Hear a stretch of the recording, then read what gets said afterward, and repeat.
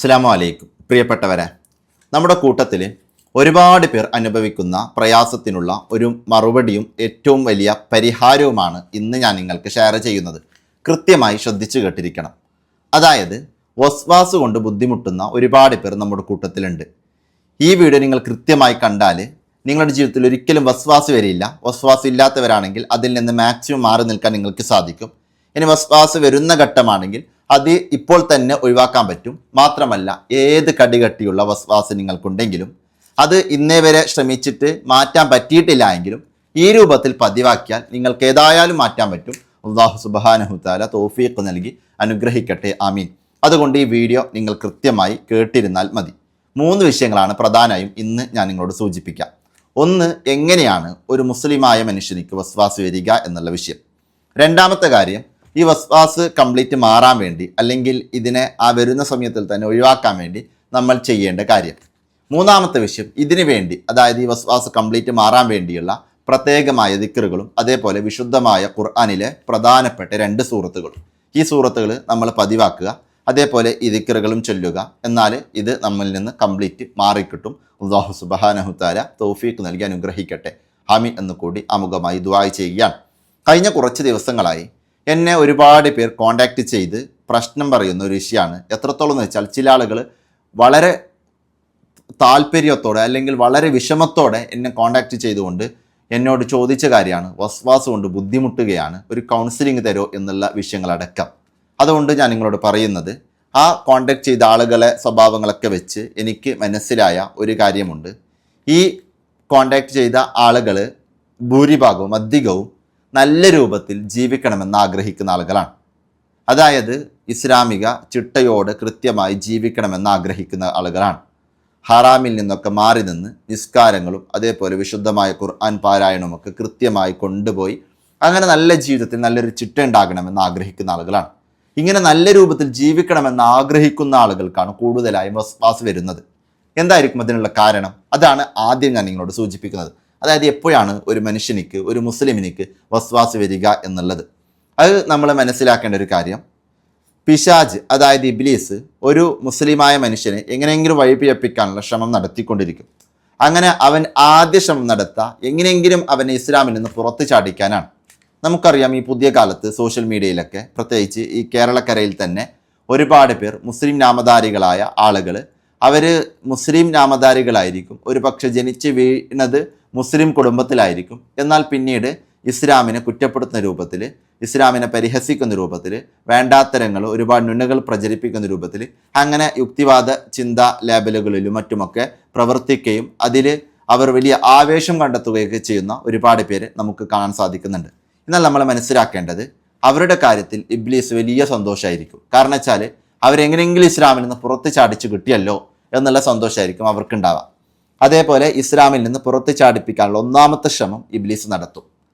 രണ്ടാമത് നമ്മൾ മനസ്സിലാക്കേണ്ട വിഷയം എന്ന് വെച്ചാൽ, ഇങ്ങനെ കുറേ പേര് ഇബ്ലീസിന് ഇങ്ങനെ ചെയ്യാൻ സാധിക്കില്ല. കാരണം വെച്ചാൽ നമ്മുടെ കൂട്ടത്തിൽ ഒരുപാട് പേർ ഇബ്ലീസിൻ്റെ ഈ ചതിൽ വീഴൂല.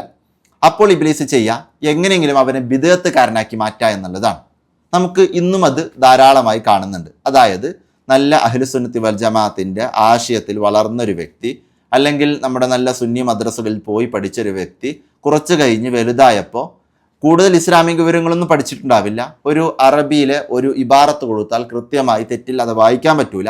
അങ്ങനൊരു വ്യക്തിയാണ് ഈ വിഷയം ഏത് ഹദീസിലാണുള്ളത്, എവിടെയാണ് ഖുർആനുള്ളത് എന്നൊക്കെ പറഞ്ഞ് മഹാന്മാരും പണ്ഡിതന്മാരും ഇമാമിങ്ങളൊക്കെ പഠിപ്പിച്ച ഒരു വിഷയത്തിന് വില കൽപ്പിക്കാതെ പോകുന്നത്. യഥാർത്ഥത്തിൽ ഹദീസ് ഒന്ന് കൊടുത്താൽ അത് വായിച്ച് മനസ്സിലാക്കാൻ പോലും കഴിവുണ്ടാവില്ല. എന്നിട്ടും വലിയ വലിയ അഹങ്കാരത്തിൻ്റെ വാക്കുകൾ പറഞ്ഞിട്ട് കടന്നു വരുന്ന ആളുകൾ.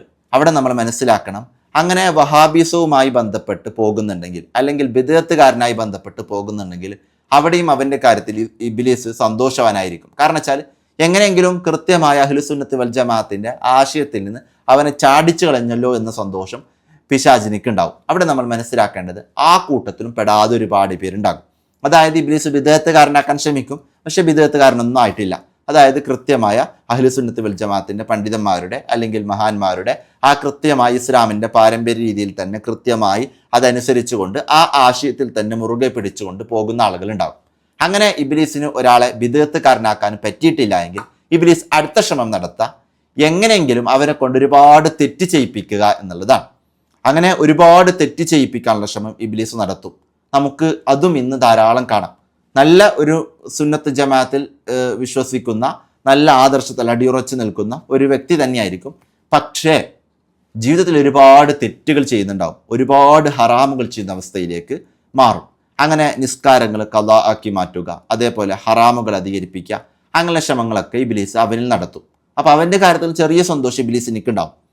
ഇനി ഇങ്ങനെ തെറ്റുകളിൽ നിന്നൊക്കെ സൂക്ഷിച്ച് നിലകൊള്ളാൻ ശ്രമിക്കുന്നൊരു വ്യക്തി, ഹറാമുകളിൽ നിന്നൊക്കെ മാറി നിൽക്കാൻ ശ്രമിക്കുന്ന വ്യക്തി, നിസ്കാരങ്ങളും ഖുർആൻ പാരായണങ്ങളൊക്കെ കൃത്യമായി കൊണ്ടു നടക്കാൻ ആഗ്രഹിക്കുന്ന വ്യക്തി, ഇവനിൽ ഇബ്ലീസിനിക്ക് ഇതൊന്നും പറ്റുന്നില്ല. അപ്പോൾ എന്താ ചെയ്യുക?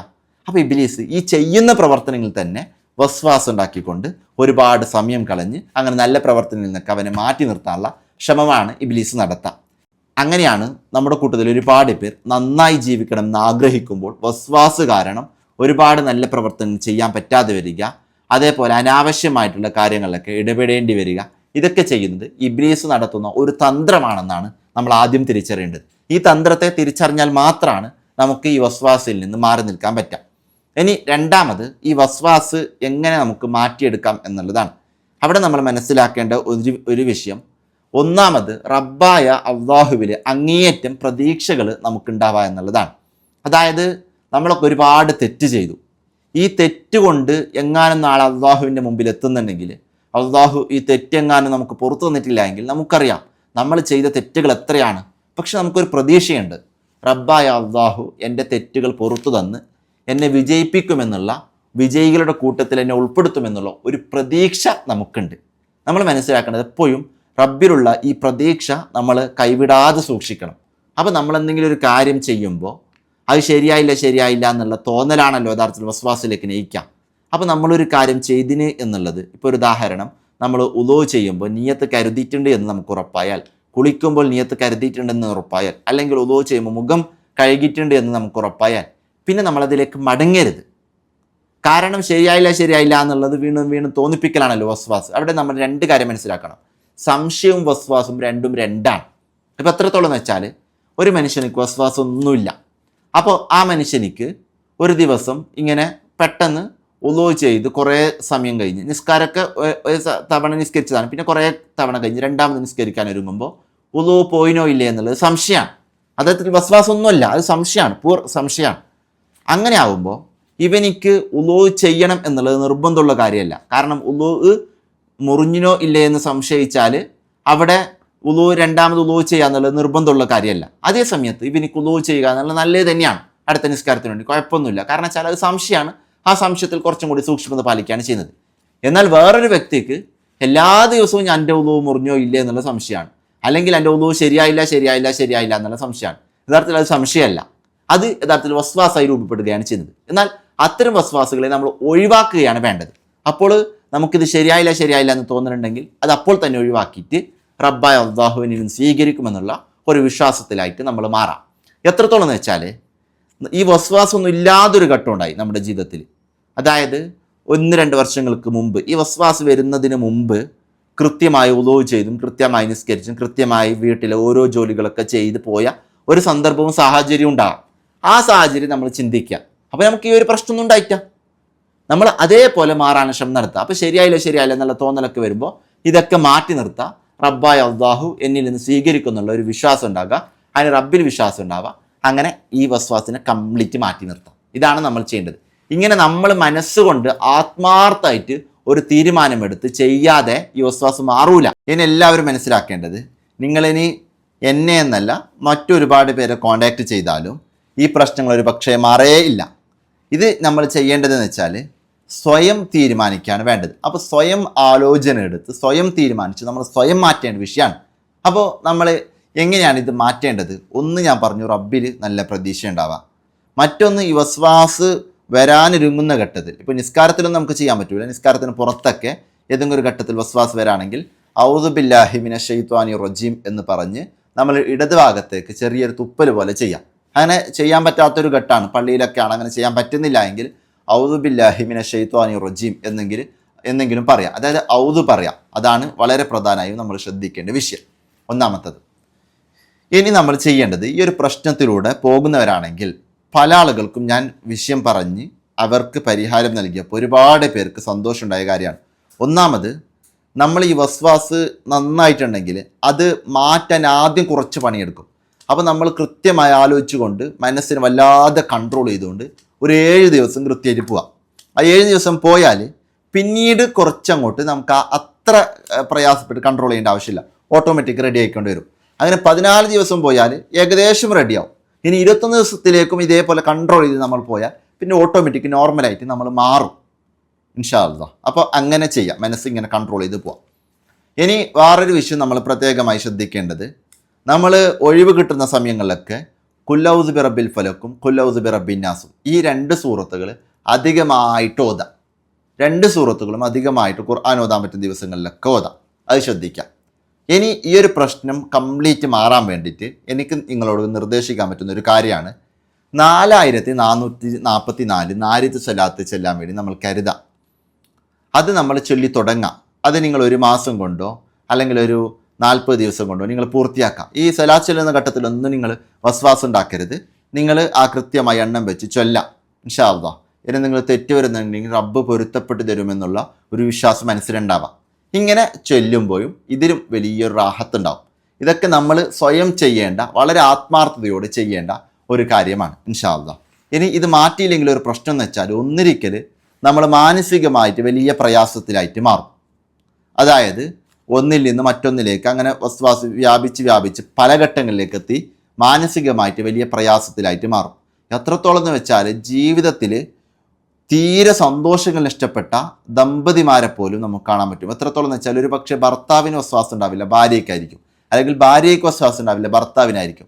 ഇനി ആർക്കാണെങ്കിൽ പോലും അത് ജീവിതത്തിൻ്റെ ഓരോ പ്രവർത്തനങ്ങളെയും വലിയ രൂപത്തിൽ മാറ്റുകയും, ഇനി ചെറിയ വിദ്യാർത്ഥികൾക്കാകുമ്പോൾ അവരുടെ പഠനത്തെയും മറ്റു വിഷയങ്ങളൊക്കെ വളരെ നല്ല രൂപത്തിൽ ഇത് ബാധിക്കുകയും അങ്ങനെ ജീവിതത്തിൽ ഓരോ ഘട്ടങ്ങളിലും വലിയ പ്രയാസത്തോടെ കടന്നു പോവുകയും മാനസികമായി വലിയ വിഷമങ്ങൾ അനുഭവിക്കുകയും ചെയ്യുന്ന ഒരു സാഹചര്യത്തിലേക്ക് മാറുന്നു ഇത് എന്നതാണ് ഇതിൻ്റെ പ്രധാനപ്പെട്ട പ്രശ്നമെന്ന് നമ്മൾ തിരിച്ചറിയാം.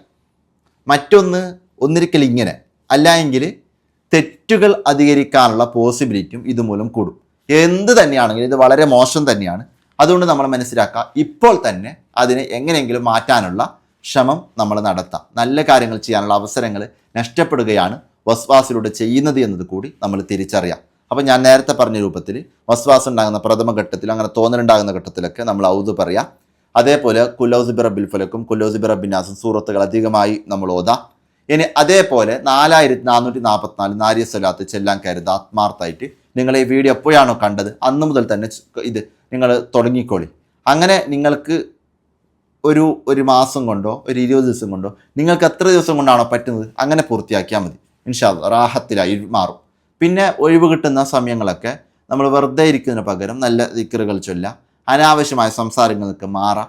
അങ്ങനെ ഒരു സമാധാനപൂർണ്ണമായ ഒരു ജീവിത രീതി ഉണ്ടാക്കാം ഇൻഷാ അല്ലാഹ്. അല്ലാഹു തൗഫീഖ് നൽകി അനുഗ്രഹിക്കട്ടെ. ആമീൻ.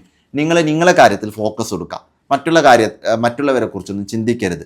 പിന്നെ ഈ വസ്വാസം ഉണ്ടായാലും ഒരു പ്രശ്നം എന്ന് വെച്ചാൽ, നമുക്ക് ഈ പൊതുസമൂഹത്തിൽ പോയിട്ട് ഏതെങ്കിലും ഒരു കുടുംബക്കാരുടെ വീട്ടിൽ പോയി നിസ്കരിക്കാനോ അല്ലെങ്കിൽ ഉളൂ ചെയ്യാനോ കുളിക്കാനോ അങ്ങനെ ഒന്നും പറ്റാത്തൊരു അവസ്ഥ വരും. അങ്ങനെയൊക്കെ ആകുമ്പോൾ ഒരു പ്രശ്നം എന്ന് വെച്ചാൽ നമ്മുടെ നിസ്കാരങ്ങൾ ഒരുപാട് നഷ്ടപ്പെടാനും അതേപോലെ നല്ല ഒരുപാട് കാര്യങ്ങൾ കാരണമായിട്ട് മാറും. അതുകൊണ്ട് ഇപ്പോൾ തന്നെ ഇതിനെ കംപ്ലീറ്റ് ഒഴിവാക്കാനുള്ള ശ്രമം നടത്താം. അല്ലാഹു എല്ലാവർക്കും തൗഫീഖ് നൽകി അനുഗ്രഹിക്കട്ടെ. ആമീൻ എന്ന് ദുആ ചെയ്തുകൊണ്ട് ദുആവസിയത്തോടെ അസ്സലാമു അലൈക്കും.